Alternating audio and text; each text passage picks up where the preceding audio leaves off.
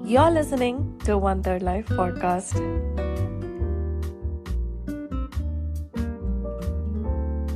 So this week I read your article on Okay, AI good. fluency Okay. being your biggest career asset. So let me start by asking you, why did you write this article when there's tons and tons of blogs on AI, ads on AI, YouTube, any other social channels? So you also have a course Yeah. on AI for project management. Yes. So can you explain what is the biggest differentiator between your course and the other courses on the market?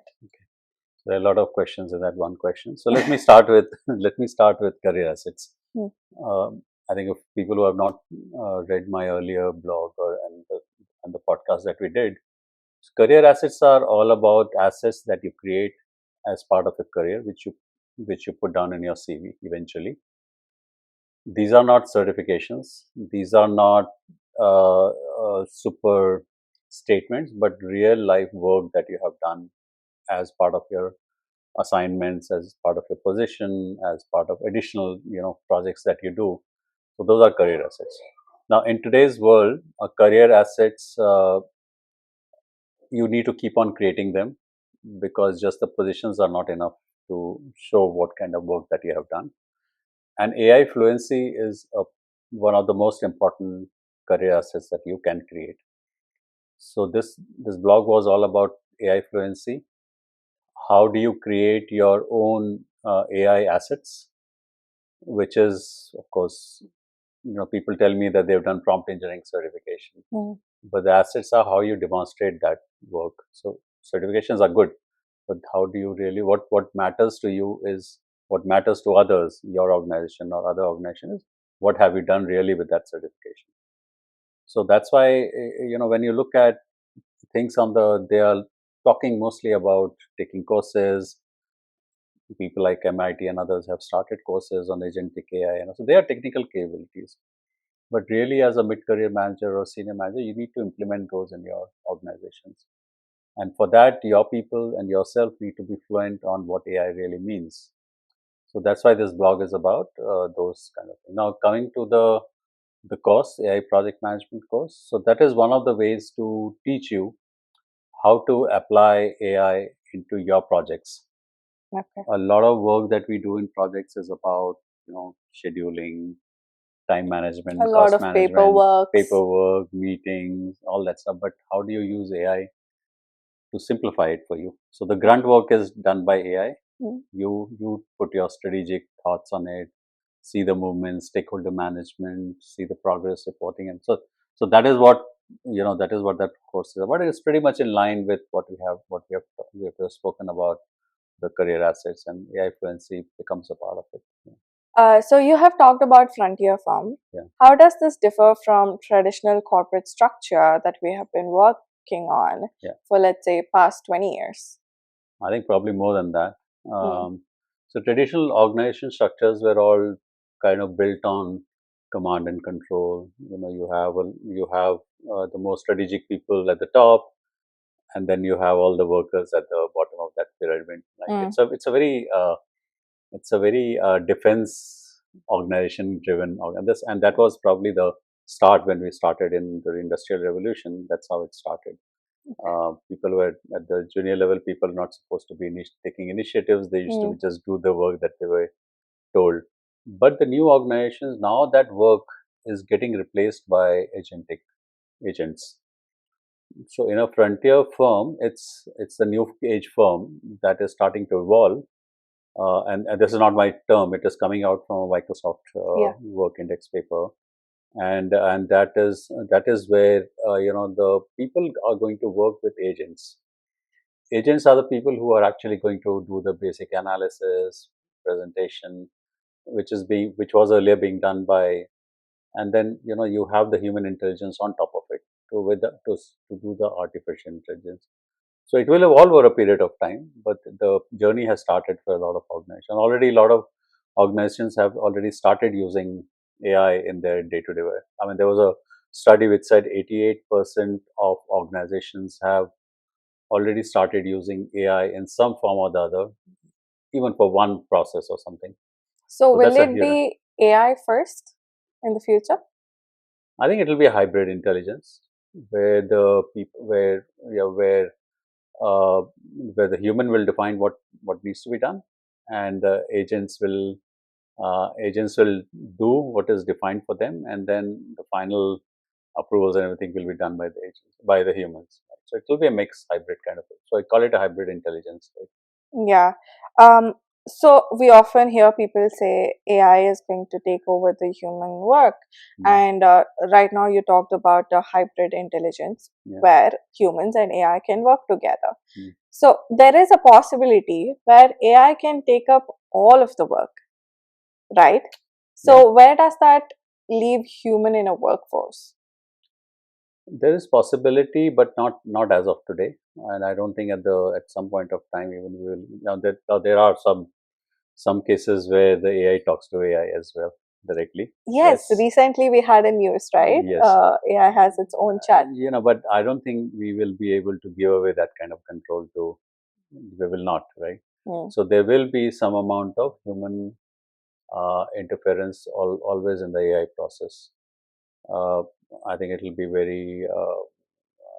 So we have to be conscious. Yes, we have to be conscious, and I think the humans still have a capability that AI doesn't. The ability for empathy, the ability to talk to others and figure out a way, find problem solutions to the problem. After all, AI was created by humans, right? Yes. So it will be to work together. Hmm. So humans will define what is needed. AI will do the grunt work, and then you will take the final call wherever they need to interfere and take the final call. So that's so I don't think it's very easy to say AI will take. Yes, it will take some jobs. The the repetitive jobs, Hmm. which has already been happening for a while. If you look at robotics in a car manufacturing Hmm. production line, something that used to be done by human beings were now replaced by robotic arms. So that has already started, right? So and that is going to continue. So what will be required from our side is to develop our higher order thinking. You just can't sit Hmm. and do the manual work of data entry. Hmm. You don't need to do it anymore. So even the analysis don't You need to. you can focus on the bigger picture. You can focus on the bigger picture. You have to figure out what you need to ask AI, Hmm. which is what the prompt engineering is all about, which is one of the things that a lot of people are learning. So it is not like a Google chatbot or box where you ask one thing and then it'll give you 20 websites to figure out what you want to do. It's actually answering your real questions, and that is as part of Gen AI, and Hmm. that's very very critical. But the questions are asked by you. Right. Hmm. They might suggest a Gen AI, any of these Claude or Gemini ChatGPT, or Gemini. ChatGPT. They suggest, do you want to know this also? But you can change, right? Hmm. No, I want to. Recently, I was doing some work on one of the companies to look at how do I implement AI in an organization, and it was interesting. 3 to 4 hours of work that I did, I could actually build a strategy, and I could figure out what steps do I need to take, which earlier would have taken me maybe 1 week or 10 days. I could now do it in one A day. day or two. Yeah, a day. It's still not finalized, but at least I have an idea, and I need to now learn a lot of things. That is there, but those were questions asked by me. These questions were not Just defined by given to AI, you. right? It Yeah. was it was my intelligence that helped me define. So that's how it's going to work. So At least in the near future. I don't know. I cannot talk about a long term, but long. that's how. Right. You never know what happens, right? Yeah. So you mentioned that we are moving from AI consumers to AI orchestrators. Yes. So how is that relevant for today's leader and also the future leaders? Yeah. So I think the first step is being a consumer. Okay. Let's not say that orchestrator is the only one that you need to be, but you need to start consuming it, which significant number of people are starting to consume, whether it's through ChatGPT or using one of the apps, others come off a presentation. Or Yeah. there are a lot of them, right? So there Yeah. are hundreds of apps that are coming these days. There's AI in every app right now. Now, yes. So A lot of the apps. so you use them. So you become a consumer. So you are going in, checking your stuff. You're working on creating a report using ChatGPT. So that is the process that's going on right now. That is going on right now. But what will happen is eventually there will be so many tools. So for your work or a particular process, you will need to decide, some part will be done by another part of it will be done by somebody else, another part will be done by some other AI tool. So your orchestrator, as an orchestrator, you have to figure out what does that mean. Can I use this tool or that tool? You'll have to build your own portfolio of tools for a particular process. So you are actually taking 5 tools and saying these are my portfolio, and then you become an orchestrator. Then you're making sure that they combine together, they're working well together. So that is what an orchestrator is about, right? So you actually your value would be in being that orchestrator, not as a consumer, right? So that's where this thing will happen in the future. Even now Right it's starting now, because if you want to implement AI in an organization, one tool is not going to do everything. True. Yeah. So you need multiple tools. But how do you create that portfolio of tools? How do you select those tools? That's being an orchestrator. Okay. If AI is doing all the brute force synthesis, and what are the key power skills that a professional should be doubling down right now? Yeah, I think technical knowledge, you can get there.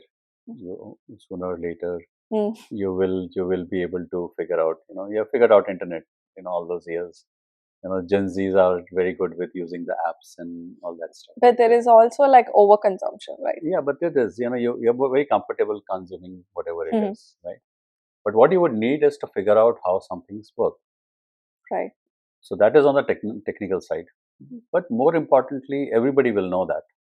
How a model works, probably you'll know, right? But how that is created, you probably don't need to know.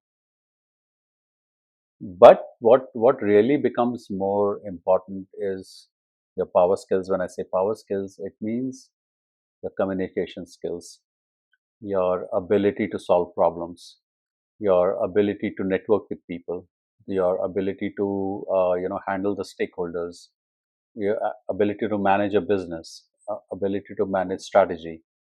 These are not technical skills. These are things that these are skills that you hone as and when you keep on doing stuff. So yes, this comes with experience. This comes with experience. You will use AI for a lot of that, which means your skills might actually, it may become much more faster for you to enhance those skills now, because now the information is in your hand, fingertips, and you will be using this information to learn faster. The pace of learning would be faster if you want to really learn, right? So today you can probably sit on for 4 days on Gemini Pro or any of these Gen AI applications and probably learn the whole subject over a period. But you need to have that patience to learn. Patience is the biggest. Yes. So these are the skills that you would need, and because other stuff everybody will be able to do. So right. What makes you stand out is you're creating your strategy, your higher order thinking. How do you mix two things together? How do you build two things through your communication skills? How you put your ideas across? How do you deal with people? Those are the skills that will become a lot more critical. So actually, you need to filter out and figure out what technical skills you really need, and also work on your power skills eventually. A lot more than what you did earlier, right? Earlier there could still be deep experts who have spent 15 years in the analytics industry. They will be still valuable and they don't need to probably speak to anybody, which is fine. But for a general person, probably everybody is not like that. There is top 2% of the population who is that expert, right? So they will be valued for that. You should know what you're good at. Yes, but unless you're part of that 1%, fair enough. You don't need to have your power skills. You can sit in a room and do your research and build whatever you want. 8 billion people in that 1% is like, yeah. So, but the general people who are there, they need to build their assets, and this is one way to do it. Learn the and career being one of the biggest revenue generator. Yes, exactly. You need to put in the work. That's where you get your money, right? So whether even if you're an entrepreneur, right? It doesn't matter. Your job, it's the same thing. But this is what you're doing for 40, 50, 60 years of your life. So might as well make sure that those skills, and the higher you go in an organization, the power skills are more important than really technical skills. Yes, Yeah. agree. Okay, you have introduced the concept cognitive stack. So, can you tell me more about that? Okay. I did cover earlier, I didn't call it a cognitive stack, but Hmm. the portfolio that you create for using different tools, that is what cognitive stack is. It's a fancy Okay. word for Fancy word saying for all a the portfolio. portfolio of Your tools that you're getting experiences. Huh. using, right? Hmm. So even your prompt engineering. So nobody's thought it, right? But all the prompts which are very useful for you, which you use and they give you the best result, do you save them somewhere? Probably not. But Hmm. those are assets for you, Right. right? So if you should start building that library for yourself. Those are all cognitive stacks, right? So that is what I call cognitive stack. I have a question. Yeah.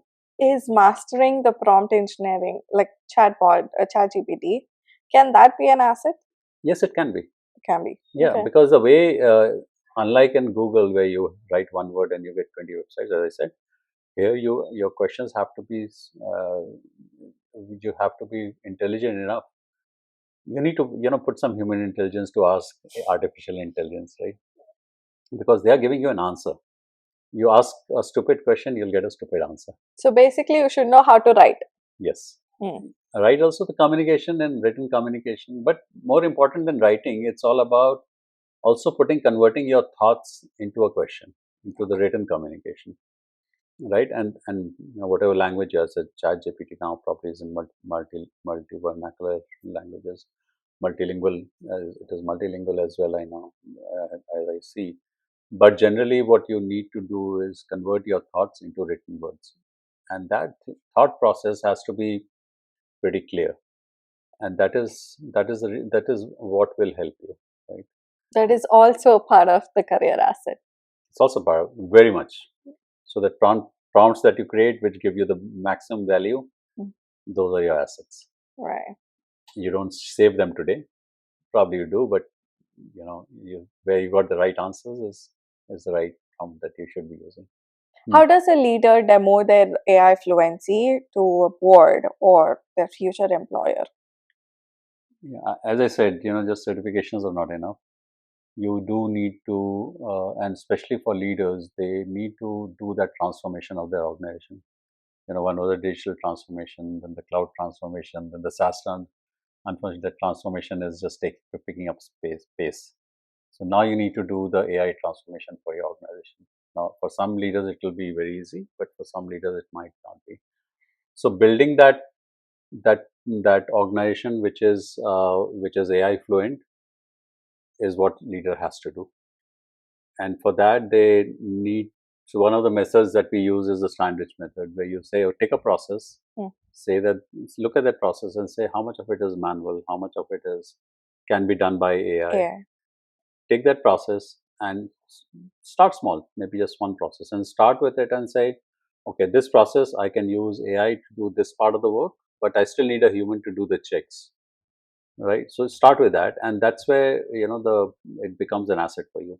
Even it is one process which you have done, even if it's your sales process that you have automated and made it an AI on an AI platform. It doesn't matter whether it is being you build the whole platform yourself or using a third party. So all those decisions on make yourself, buy it from outside, that's all. This is all that you can do to build an AI, and that's your career asset as a leader. So that's where the world is going, and you need to jump on the boat, Wagon. on the boat, wagon, whatever you call it. One thing I observed that AI fluency is an elephant in the room, and a Yes. lot of seniors, mid seniors, doesn't talk about it. And what are the risks? Do you think now that they're waiting it out? What are the risks of waiting? So I think the point is that AI is moving very fast. The changes are happening at a lightning speed, right? Yes. Um, there were this first there was Gen AI, then there's agentic AI. So that can confuse people. It takes a while for the human brain to really figure out, and I think that's where the issue is. So I think one is to so that's why I call it an elephant. Everybody's talking about it, but you really don't know what to do about it because it's there, so you're ignoring it. Hmm. But but it has to be dealt in some ways. Do you think it is coming from a place where it's a trend, it'll pass? To a certain extent, yes. To a Okay. certain extent, I don't know what to do with this. Yeah. So and that's because things are changing. But by the time you learn this, it's something else Something comes else in. comes in, yes. And by the time you do this, something else comes in. So I think the important part is to get into it and see the changes that are coming. Don't fear it. So address that elephant. You can't ignore it, right? So whether you're making a strategy or you're implementing new things, you're looking at your product, it has to be addressed. So that's why I call it an elephant in the room, which sometimes get ignored, but it has to be done. What is the risk of waiting now? Let's say somebody is not interested in using AI, but it is crucial at this point. We all know that. In some form or other, it is. So the idea is that you can wait. I mean, with all new technologies, there's a time before it becomes stable. So you can wait for everything to become stable and then implement it. But then you will be too late. May not be. Depends on the industry you are. Probably if you're in the business of drilling oil, it's not too late. Okay. Yeah, but for if you're in a software industry or in a cutting edge technology industry, it might be late. So you have to make your own call. What is the risk of waiting? Right? If you can assess that, then fair enough. Don't ignore it. I think make that assessment. Do I need to implement it now, or I can wait for a while? This was enlightening. I learned a lot about the difference between automation and other parts of AI that can do the grunt work, and also I learned about prompt engineering. So there's a clear difference, and so for someone who is overwhelmed by all of these changes, what is that one advice that you would give them that they start building their own AI career asset? AI Fluency as the career asset. So if you're not using Gen AI today, get onto it and start using it. That's the biggest advice I can give. But if you're already using it, start looking at your work and say what part of it can be. Don't be. For example, today if I write a blog, I do look at Gen AI and see and do a back and forth with the Gen AI, whether it's ChatGPT or Gemini Pro, and I talk to it so that it refines my thinking. So use the ChatGPT now to at least do a higher order thinking and testing it out and testing your theories. So start doing that because that's the next step. Once you stopped asking it, tell me the next flight from here to here, cheapest flight. That's fine. I think the next one is that start using it for more higher order thinking, as I call it, which is about. I like the term higher order thinking. Higher order thinking, right? It's not a basic thinking like tell me which is the best restaurant in town, right? Google can do it. It's not a Google replacement.